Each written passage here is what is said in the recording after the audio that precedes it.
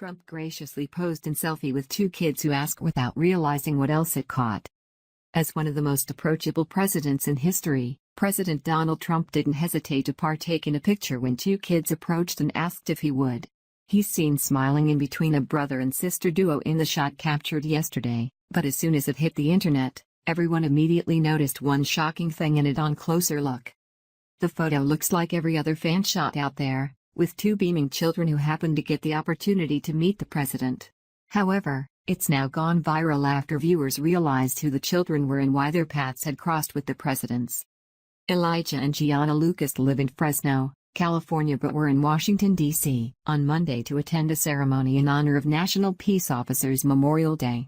Like thousands of others, they sat in the crowd and listened to our Commander-in-Chief speak about the importance of police work in America and the sacrifice it often is, which has gone without recognition for 8 years under Barack Obama. Trump not only showed deep appreciation for the men and women in law enforcement but their families as well, many of whom are left to pick up the pieces after losing their hero in the line of duty. While Obama routinely recognized thugs shot by cops and incited riots around it, Trump does just the opposite in addressing the senseless loss of life by those who work to serve and protect everyone and mentions them by name. This means more to Elijah and Gianna than it does for most, since these siblings are 2 of 5 in their family who are now growing up without their father, who died while on duty on October 31, 2016. I don't recall Obama ever announcing his condolences when an officer of the law was killed, let alone take time to meet personally with their families and take a selfie with their children. He did this for thugs' moms seeking vengeance in their criminal child's death by cop but refused to give the same attention and respect where it really belongs, on the true victims. What's seen in this shot of the president with Fresno officer Sergeant Rod Lucas' kids is a genuine joy that the Trump had to be a part of this day for them, to personally tell them that their dad was a hero who was appreciated for his service. Lucas died an accidental death at the hands of one of his law enforcement colleagues on October 31, 2016. They were shifting guns around, talking about different ways to carry a second gun, when a gun was accidentally discharged, and a bullet struck Lucas in the chest, Breitbart reports. Investigators determined no foul play was involved.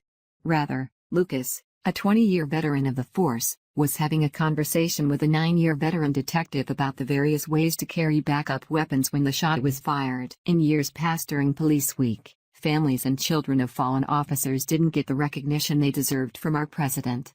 Now that Trump is in office, he's more than making up for that lost time under Obama and ensuring children who woke up to bad news that their mom or dad wasn't coming home feel that they aren't forgotten. In an incredible moment at the same event on Monday, held in front of the U.S. Capitol in D.C., Trump turned his speech to a 6-year-old boy named Micah, who he saw in the audience. Micah had lost his officer father in a shootout he was involved in while on the job in Phoenix, Arizona. Trump wanted to give him something special and personal and did so by tossing the boy his hat he had under the podium, which he was saving for himself to wear after the event until he found a far better use for it. Until Trump took office, the presidency was more concerned about disarming our officers and sympathizing with the families of thugs who died in the commission of a crime. Whenever a cop was killed, the past president wouldn't have even addressed it. However, that era officially ended on Monday when Trump posed for a selfie with 2 fatherless kids and tossed his hat to this little boy before saying, "I want you to know that patriotic Americans of all backgrounds truly support and love our police."